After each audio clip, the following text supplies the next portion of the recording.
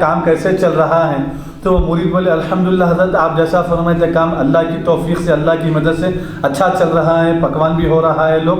3 time الحمدللہ کئی 100 لوگ کھا رہے ہیں۔ یعنی اس زمانے میں خانقاہوں میں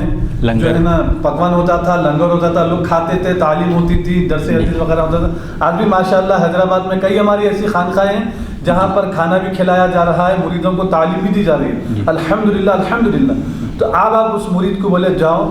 میرے لیے طہارت کا ڈھیلا لے کر آؤ، بولے طہارت کے لیے ڈھیلا لے کے آؤ۔ تو وہ مرید جو ہے نا، کیونکہ مرشد فرمایا طہارت کے لیے ڈھیلا لے کے آؤ، تو طہارت کرنے کے لیے مطلب طہارت کے لیے ڈھیلا لانے کے لیے گیا،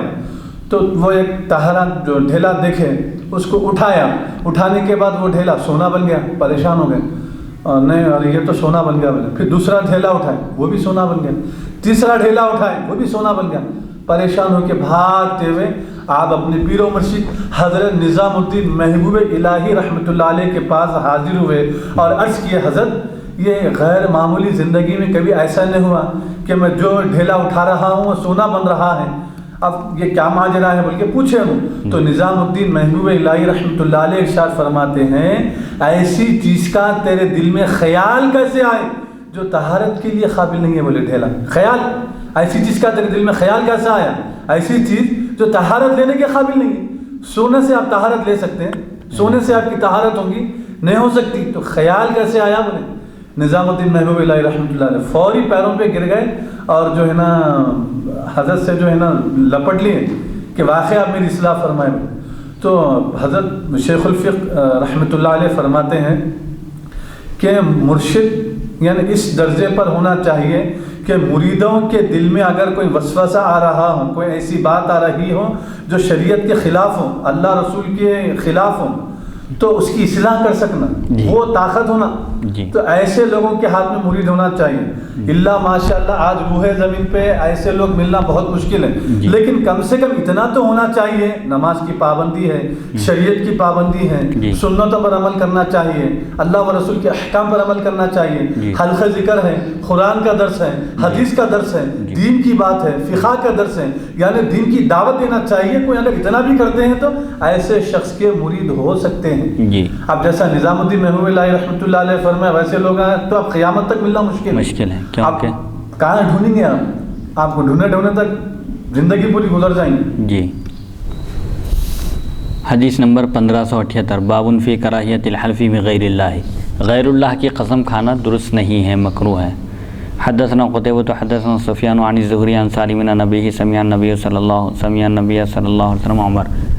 سمع النبی صلی اللہ علیہ وسلم عمر وهو يقول وابی فقال الا ان اللہ ينهاكم ان تحلفوا بآبائكم فقال عمر فوالله ما حلفت به بعد ذلك ذاکرا ولا آثرا۔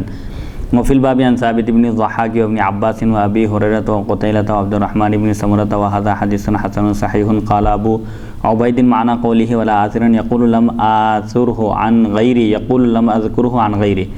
حضرت سالم اپنے والد رضی اللہ عنہما سے روایت کرتے ہیں نبی کریم صلی اللہ علیہ وسلم نے حضرت عمر رضی اللہ عنہ کو اپنے والد کی قسم کھاتے ہوئے سنا تو فرمایا خبردار، اللہ تعالیٰ نے تمہیں اپنے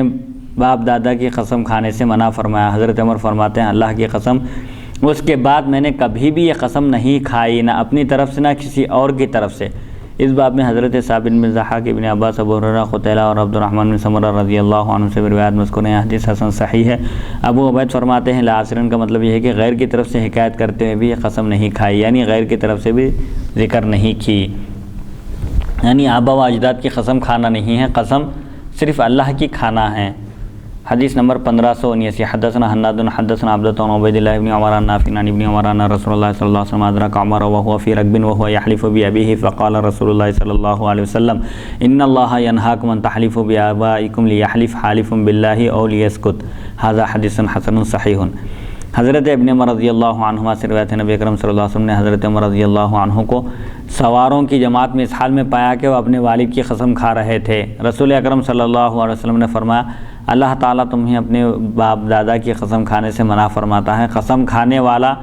یا تو اللہ تعالیٰ کی قسم کھائے یا خاموش رہے۔ یہ حدیث حسن صحیح ہے۔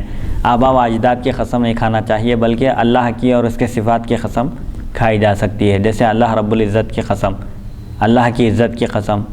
اس کے جلال کی قسم، ایسا اس طرح کھا سکتے ہیں قسم۔ جیسا کہ آج معاشرے میں جو ہے نا ایک چیز رائج ہو گئی، میرے بیٹے کی قسم۔ والدین کیا کرتے ہیں، اگر اپنے بچوں سے کوئی بات منوانا ہے یا کوئی کام کروانا ہے، بیٹے میرے سر پہ ہاتھ رکھ کے قسم کھا، تو فوری سر پہ ہاتھ رکھ کے قسم کھا کے بول تو یہ کام کرتا بول کے، تو مطلب ایسا قسم کھانے سے روک دیا گیا ہے، روک دیا گیا ہے، بلکہ حرام ہی ہے شرط، اللہ کے علاوہ درست نہیں ہے، مکروہ ہے، سمجھا، حرام کے قریب ہے۔ حدیث نمبر 1580، حدثنا قتيبة حدثنا ابو خالد الاحمر عن الحسن بن عبید اللہ عن سعد بن عبیدۃ ان ابن عمر سمع رجلا يقول لا والكعبة فقال ابن عمر يحلف بغير الله فإني سمعت رسول الله صلى الله عليه وسلم يقول من حلف بغير الله فقد كفر واشرك، هذا حديث حسن، وتفسير هذا الحديث عند بعض اهل العلم ان قوله فقد كفر واشرك على التغليظ والحجة في ذلك حديث ابن عمر ان النبي صلى الله عليه وسلم سمع عمر يقول وابي فقال الا ان الله ينهاكم ان تحلفوا بآبائكم، وحديث ابي عن النبي صلى الله عليه وسلم انه قال من قال في حلفه واللات والعزى فليقل لا اله الا الله، وهذا مثل ما روي عن النبي صلى الله عليه وسلم انه قال الرياء شرك، وقد فسر بعض اهل العلم هذه الايه من كان يرجو لقاء ربه فليعمل عملا صالحا لا قال لا يرائي۔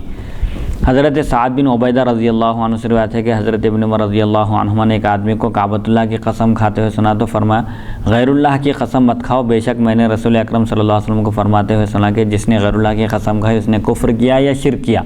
مطلب بہت بڑا گناہ ہے یہ، کفر کیا یا شرک کیا ہوتی ہے، ایسے ہی جیسے من ترک الصلاۃ عمدا فقط کفر بول کے ہے، تو اس کو تغلیظ پر محمول کیا، یعنی بہت بڑا گناہ ہے، معمولی بات نہیں ہے، حرام ہے وہ۔ یہ حدیث حسن ہے، اور بعض علماء کے نزدیک اس کی تفسیر یہ ہے کہ کفر و شرک سے محض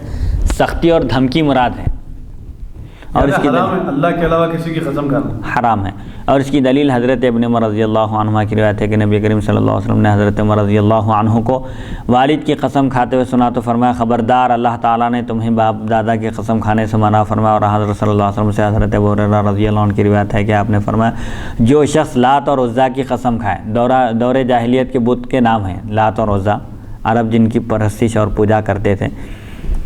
تو جو شخص لات اور عزیٰ کی قسم کھائے تو اسے لا الہ الا اللہ کہنا چاہیے، اور یہ اسی طرح ہے جس طرح حضرت صلی اللہ علیہ وسلم سے مروی ہے کہ ریا شرک ہے، ریاکاری شرک ہے، مطلب کیا ہے، مشرک ہو جاتا ہے، ریاکاری کرنے والا شرک تک پہنچا دیتی ہے یہ چیز،